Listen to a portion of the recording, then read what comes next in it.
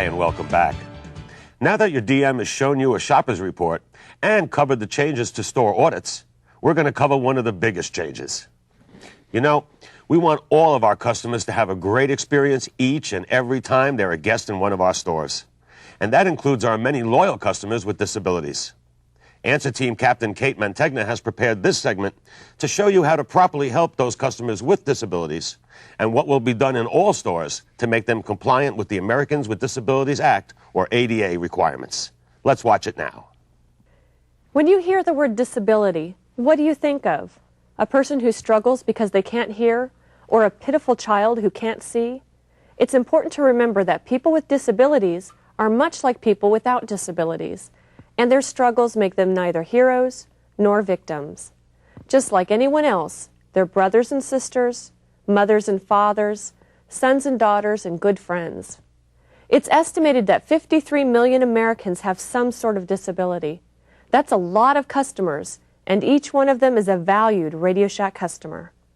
And our motto is Think Customers First. Today we'll show you how you can give these customers the first-class service all of our customers deserve. We'll talk about how we can create a great shopping environment. But first, we'll look at some ways we can help them.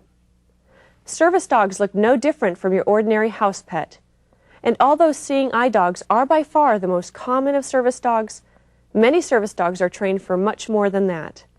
They provide a variety of tasks to aid different impairments. Don't assume that because a person isn't blind, their dog is a pet.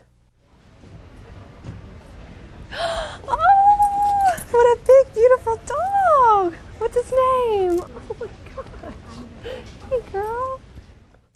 I don't blame you if you're tempted to greet these helpful dogs. However, realize that these dogs perform functions that their partner can't do for themselves. When you see a person with a disability bring their service dog into your store, remember the dog is working. Simply petting them or talking to them can distract them from their work. Service dogs must be attentive to their partner's needs. It's best to ignore these service dogs and let them do their work. So if a customer with disabilities enters your store, address the customer, not the dog. Hi, how are you doing? Great. I just need help setting up this new DVD player I got. Are you any good with those? Yeah, follow me.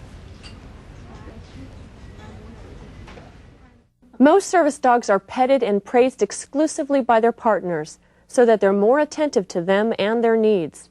They've gone through extensive training with their partners. They love their partners and they're rarely left alone like most house pets. So if you love dogs, keep in mind that service animals are appreciated and refrain from petting them. But if you don't like dogs, you may not want them in your store. Well, federal law extends protection to these service animals. Service animals are allowed to go to any public place that their partners are allowed to go. You are required to allow these animals access to your store when they come in with their partners. Wheelchairs, walkers, and scooters are tools that people use. If you see someone in a wheelchair, try to remember that it's an extension of that person and is a part of their personal space. You shouldn't lean on a wheelchair, touch it, or move it. That's an intrusion of their personal space. Be careful how you refer to a person with a disability. Can you help me figure out what kind of fuse to recommend? Who needs it? The lady who's wheelchair bound. Sure.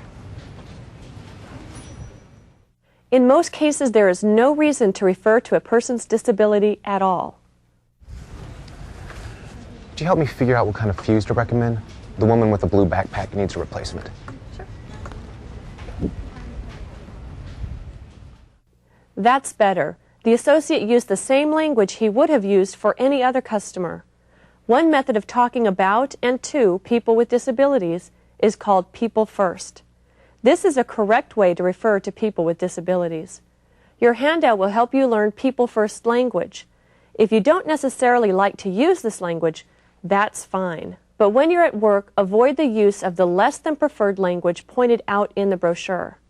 Because some of those with disabilities and some of their family have long struggled with bias and ignorance. Some of the words on the list are aggravating for them to hear. Even the commonly used handicap can be offensive.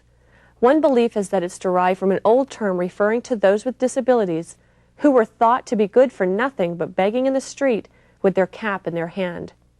Advocates for those with disabilities are frustrated when they hear this and other similar terms used.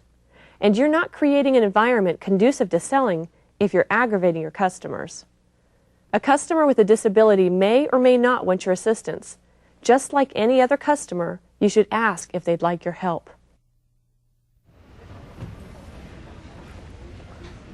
How you doing today? What can I help you find? I'm looking for a battery for my cordless phone. Okay.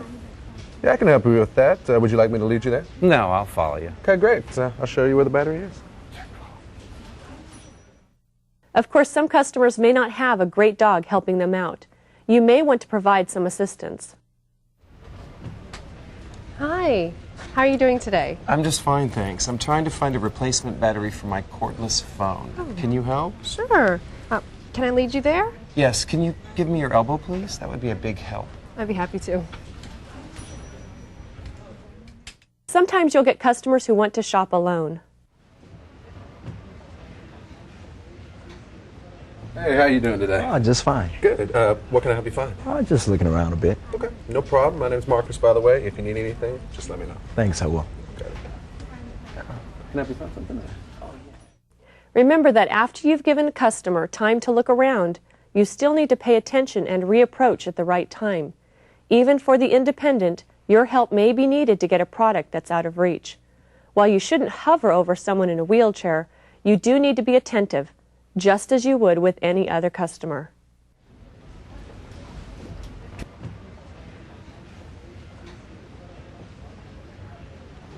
Can I get that for you? Yeah, thanks.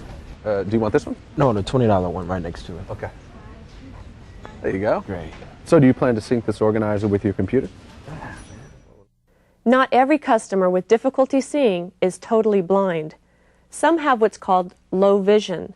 They can see, but not really well. If you can tell that someone with low vision comes in and wants directions, don't point. Instead, give verbal, detailed directions so they can find their way, or lead them if you can. Absolutely, this is great to have because you can hook them into this. And, Do you have the phone that was in your ad? pardon me just a moment. I'm sorry, sir, I'm with the customer right now, but I'll be happy to show it to you just as soon as I'm free. Can you just tell me where it is? Sure. If you'll turn towards your left and walk straight, it's about 10 feet past the black display, and they're right up against the back wall. Thanks. I'll see if I can find it while I wait. Okay. I'm sorry. You can't always tell someone is hard of hearing. That's why it's important to be aware of certain behaviors. Can I get that battery from you? Oh yeah, here you go. I need 3 of these. And what does this battery go to? If customers can't hear you when you're turned away, it could be an indication that they're hearing impaired. Whenever possible, face the customers when you speak with them. This will help you better communicate with them. What do you use this battery for? Oh, I'm sorry, I didn't hear you. It's for her book. Okay. Now let's cover some things you can do to prepare your store to provide an accessible environment for all our customers. Using these guidelines for helping customers with disabilities will also help all sorts of customers. As a mother, I can personally tell you that it's a blessing to have wider aisles, not only for the stroller, but also so that the items are kept out of reach. Wider aisles and the attention you provide your customers make your store a more pleasant and enjoyable place for customers to spend their time and money.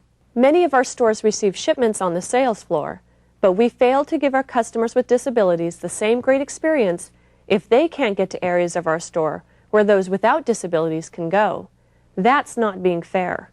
So it's our policy that if you cannot remove a shipment within 6 hours, then you need to move it to a back corner of the store where every customer, those with or without disabilities, will need your assistance to get something, and you must have that shipment put away within 24 hours of receiving it. Also, we have one sales terminal that is designated as an accessibility counter. These stations are marked with an ISA, International Symbol of Accessibility sticker. The accessible sales terminal must be working at all times during store hours. The credit card readers at the accessibility counters must be tethered to their stands so you can hand them to customers in wheelchairs. In our C3 stores, we have counters which meet the ADA standards for accessibility. but most of our classic stores do not yet have these lower counters. Classic stores without a lower counter are required to keep a clipboard at the accessibility counter for customers in wheelchairs who might need it for writing checks or signing wireless contracts, etc. Your store layout is designed by Visual Merchandising. They've become experts at complying with ADA standards, and they provide up-to-date plans to assist you in making sales to all of our customers. Their plans also ensure that your store is ADA compliant.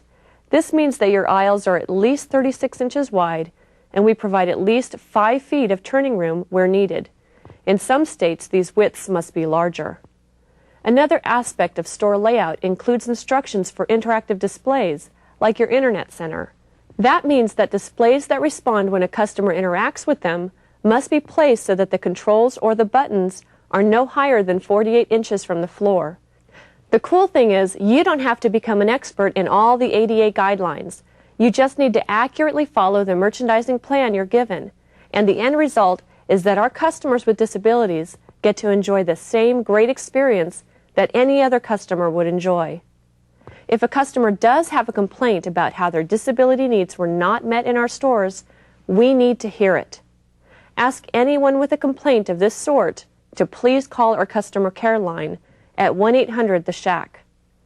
You can assure customers that their concerns regarding accessibility are being collected and followed up upon. Thank you very much for your part in ensuring that all of our customers, those with and without disabilities, get a great shopping experience at RadioShack. Every time you provide your best service, you prove that you're thinking customers first. Thanks, Kate. We're going to take a break in the broadcast now so you can discuss how you will take care of your customers with disabilities. When we come back, we'll get into the new job aid with Rob McLear. I'll see you then.